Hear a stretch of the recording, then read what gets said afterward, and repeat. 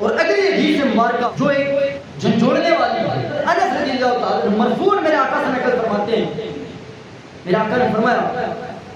یأتی علی الناس زمان یدعو المؤمن للجماعت فلا یستجاب له، میری امت پر ایک ایسا زمانہ ایسا وقت آئے گا کہ نیک لوگ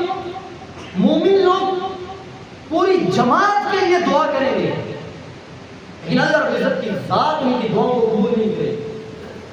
جب نیک لوگ کو ہم کہتے ہیں تو بھائی معاشرے کے لیے دعا کریں، اللہ کے برگزیدہ بندوں سے کہتے ہیں معاشرے کے لیے دعا کرو، دعا کرتے ہیں لیکن پھر بھی جماعت کے حق میں دعا قبول نہیں ہوتی۔ میرے آقا نے فرمایا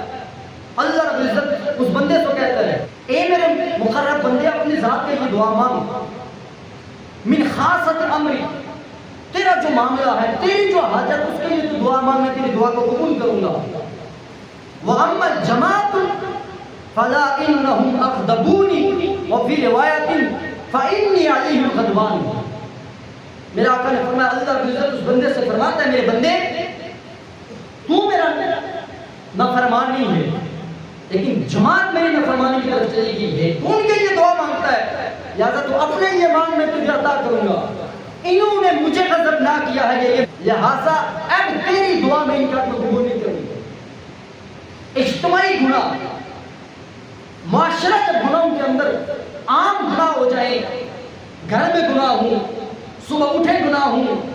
باپ اتنا کمزور ہو جائے وہ بیٹی کو گناہ کرتے دیکھ کر وہ ہچکچائے، جھجک محسوس کرے کہ میں کس منہ سے اپنی بیٹی کو روکوں، بیٹی بے حیائی کے لباس پہن کے باہر نہ نکلو، یہ فحاشی کے لباس پہن کے باہر نہ نکلو۔ بھائی اتنا بے حس اور بے حمیت ہو جائے وہ بہن کو یہ کہنے کی جسارت نہ کرے کہ بے حیائی اور فحاشی کہ لباس زیب تن نہ کرو، ایسی مجالس میں نہ جاؤ۔ اور کچھ لوگ الامان والحفیظ شور بھی اس کے اندر گر چکے ہیں، وہ صرف اپنی بیوی کو یہ کہنے کی جسارت نہیں کر سکتے یہ بے حیائی کا لباس ہے، یہ فحاشی کا لباس ہے، بچیوں پر یہ اتنی جسارت نہیں کر سکتے کہ جب معاشرہ کھلم کھلا اس گناہوں کی طرف چلا جائے۔ کتنے باپ ہیں جنہوں نے اپنے بیٹوں سے پوچھا بیٹا آپ جو کمائی کرتے ہو آپ کے ذرائع آمدن حلال کیا کہ حرام کی، کہاں سے اتنی دولت حاصل کرتے، ذرا مجھے بھی بتاؤ آپ کا سورس کیا ہے آمدن کا۔ ہے جو مطلب آج کل کے باپ کی بھی کسی بیٹے سے پوچھ سکے، ماں کے نہیں کر یقین مانے بہت سارے ایسے معاملات میں دولت کے حصول کے لیے وہ پہلے والدین ہوتے تھے، ہم ان کے تاریخیں اور قصے پڑھتے تھے جو اپنی اولاد کو روکتے تھے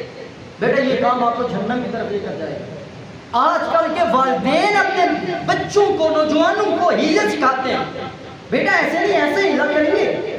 تو اس طریقے سے ہمارے لیے جائز ہو جائے گا۔ تو بات یہ ہے آج ہماری قوم ایک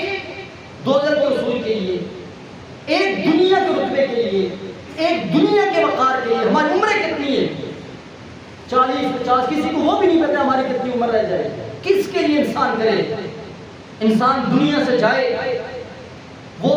ہر وقت اس بات پر مطمئن رہے کہ آج میری موت آ جائے مجھے اللہ اور اس کے رسول کی بارگاہ میں کچھ زندگی نہیں۔ کس کو بتایا کہ میں نے جوانی میں مرنا ہے، کس کو بتایا کہ میں نے بڑھاپے میں جا کر بولنا ہے۔ ہر شخص، ہر نوجوان، ہر بزرگ کو اس حوالے سے ہر وقت تیار رہنا چاہیے کہ ہمیں اللہ کی راہ میں قربان ہونا ہے، اللہ کے راستے پر ہم نے جانا ہے، مرنا ہے، ہمارا حقیقی زندگی آخرت کی زندگی ہے۔